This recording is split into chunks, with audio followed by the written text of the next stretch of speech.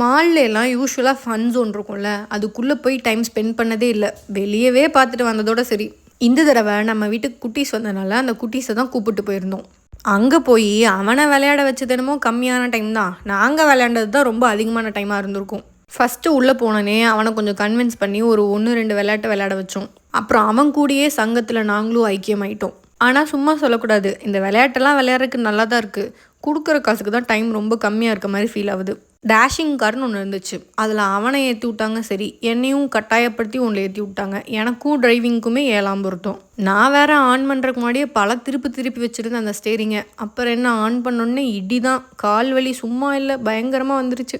அந்த எஃபெக்டே போகலை. அதுக்குள்ளே இந்த VR 360ன்னு ஒன்று இருந்தது. அதில் ஏற்றி பெல்ட்டை போட்டு உட்கார வச்சிட்டாங்க. அது அதை விட அமோகம். அந்த கேம் என்னமோ 3 நிமிஷம் தான். ஆனால் அந்த 3 நிமிஷம் முடியறதுக்குள்ளே நான் பட்ட பாடு இருக்கே.